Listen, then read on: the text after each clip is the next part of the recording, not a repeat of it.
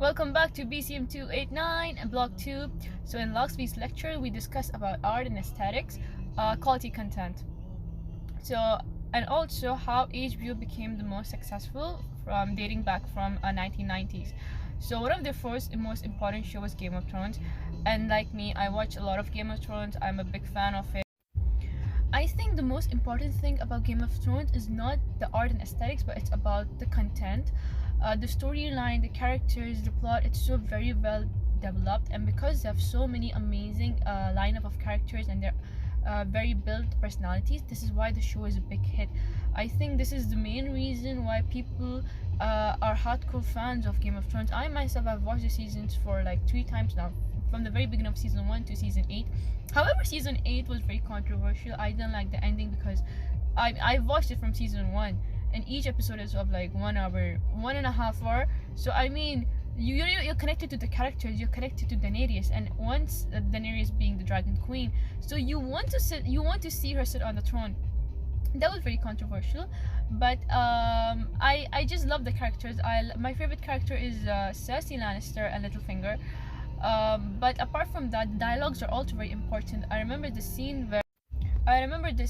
It was very early on in the scene where I figured that Lannisters are very powerful. I think this was when Lannisters came in Winterfell, and it was Jaime Lannister in the tower. I think in episode 2 or episode 3 of season 1.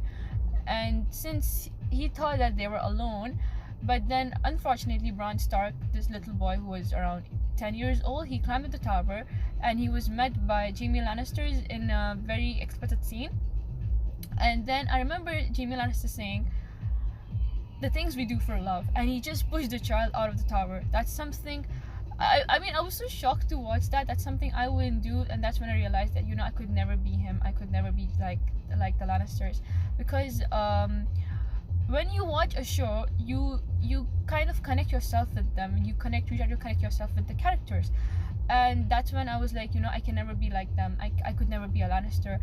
So in season 1, episode 2, on the right it's Bran Stark, and on the left it's Jaime Lannister. Now speed up to season 8. You can see how much they have both grown. Jaime has become more toned down, more humble as a person, and once they meet, like in the show, you can see there's this knowing look on Jamie's face. He remembers, he's the weird 3-eyed Raven kid, the one he pushed from the balcony, from the tower, I mean. And fortunately he survived. Like, unfortunately for him, but he couldn't believe that he survived, and he still remembers. So when they both meet for the very first time in I don't know how many years, so Bran remembers, since he can see the future, past, and the present now. So he replies him back, and he says, "The things we do for love." So that for some reason struck me, and that is one example of how well constructed the show is. Professor also talked about how success can lead into a cycle, and a good example of that would be Game of Thrones.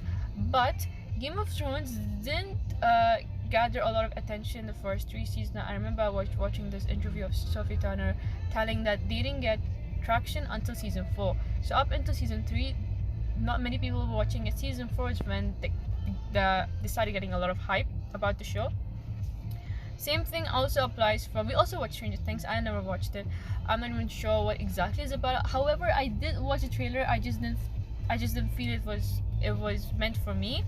But I did watch Riverdale and Chilling Adventures of Sabrina. They kind of have the same genre, plot, because all 3 of them are surrounded around high school students. So Riverdale is in one part of the town, and then you have Chilling Adventures of Sabrina, which is Sabrina and all her friends, they live in Greendale. Season 1 came when I was in high school, and season 1, 2, 3, I watched it up until season 5. Season 6 and 7, I think that's when most of the people stopped watching, or at least my friends stopped watching. I'm not sure if people are still watching it, but I did a survey. So I did a Google Form survey. I've attached it to my blog. You can check it out. I thought I was the only one who didn't like the show, but apparently there are many people out there who think the same, because okay, yeah, the show is heavily filled with art and aesthetics, and you can totally make out the characters how different they are. Like Archie has a more basic, the perfect boy type of look, and there's Veronica, she has daddy issues, and I watched Riverdale up until season 5 because the plot just didn't make any sense after that. Because Sabrina, so she lives in Greendale, she was coming to Riverdale to help Archie's friends retrieve Archie from heaven. So it just didn't make sense after that. I mean, you have murder, which is fine. I love the murder mystery part, which happened in season 1 and 2, and then there was this dragons and dungeons, and this board game, and there was this a lot of like drugs issue going on. It just like it was a big mess of things happening. The same thing also applies for of Sabrina. In Chilling Adventures of Sabrina, they should have explored more about her friends. Like I feel it was very focused on Sabrina itself, but when it comes to art and aesthetics part of it, I think it was very nice. I watched it up until season 2, season 3. I think when season 4 came, I just didn't have the energy. I was excited, but I just didn't have the energy to follow up what happened because it was getting too heavy. um I think there was this part when when the season 4 premiered. The cat's name is Salem, and they brought her to the red carpet. That was very nice of them.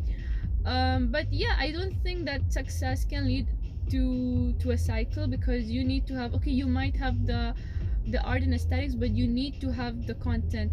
If so, art and aesthetics bring people in, okay, so you need like 40% of that to attract people, but once they start watching, you need the content to make them stay, so that's like 60%.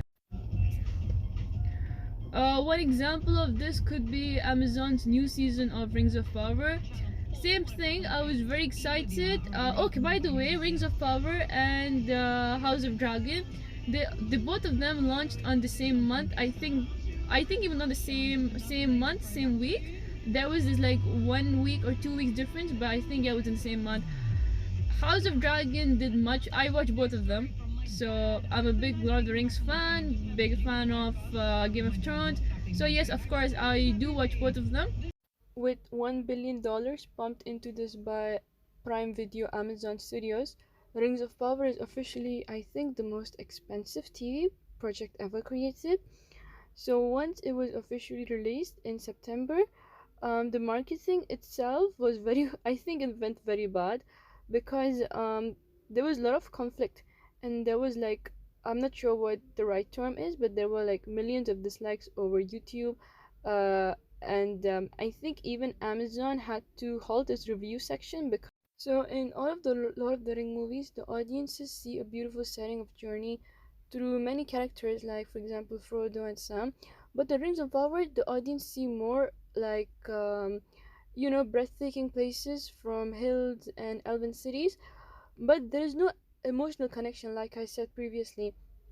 Like it's there for a few minutes and then it passes. So like there's this joke between me and I watch it with my sister. So whenever we watch the show and it moves to a new location and it's like showed off, because I mean the whoever designed the FX, the visuals, of course there was a lot of money put in, so we, it's very expensive, so we would shout money and act like we were the ones throwing money on the show, like on the screen. It's beautiful, but it's not engaging. Also, I think the pacing here is not consistent, or it's just way too fast. Like for example, characters moving from point A to B, there is no timetable. Everything is happening either way too slow or way too fast. Like the pacing is completely disregarded. So I get that it's a fantasy world, and there are mystical creatures, there are elves and dwarfs and everything, but I think they still have to stick to some kind of timetable, right? Like for example in Game of Thrones, so in season 3 and season 4, Arya and the Hound, so they kept traveling like across the hills and exploring the wilderness, just to show like how big and vast like the sheer size of Westeros is. I mean, that's the kind of feeling I'm getting. Except from season 7, they just started teleporting here and there. So, but here in Rings of Power, you take up the sense of time. In Rings of Power, the pacing of time and space is not consistent. Like It's very messy. So coming back to art and aesthetics, for me, one of the most important characters, actually the most important character for me from Lord of the Rings, is the Elven King. This is Elven King, Tarundril. Just look at him. He looks so magnificent and expensive. This is the Elven King of Valinor, Gilgalad from Rings of Power. Just compare the look, the art, the aesthetics, the feel of it to the Elven King of Lord of the Rings. To me, I mean, I love elves. I like them so much that I want to be one for Halloween. So when I see this, I feel disappointed. I compare that to this. They could have hired a better craftsman to make that same style of armor. This is giving me a very, I mean, that image is giving me a very cheap look. That's something I could recreate it with Shein. I hope you know what Shein is. Shein is this e-commerce, Chinese e-commerce website. It's known for its fast fashion. It's like Zara and H&M, but much much cheaper. So yeah, this is very expensive. I can tell that just the hair extensions alone cost around 2,000 dirhams to 3,000, and there's this armor, and it's so beautifully made. It's so elegant, strong, and it's giving me proper elven vibes. I thought I was the only one who was feeling this way, but apparently on TikTok there are a lot of people with same opinion as mine. So perhaps maybe the show creators hope to contrast the armor with the craftsmanship of the dwarves, but I think they could have still managed to do better. Like for example, this is from HBO's show called Euphoria. One of the characters very very famous. So there is a lot of inspired looks and outfit. So I watched the show. I didn't like it. Will I watch it again? I won't watch it again. But since it was hyped up so much, but again I went for the art and then the aesthetic appeal of it, and because of her, because it was hyped up so much about her looks, the way she dresses, and just the vibe she was giving off. So yes, the art and aesthetic made that it gave me that appeal. So I watched the show, but content wise, it just didn't hit home. And that is it for me. Thank you. I'll come back again next week.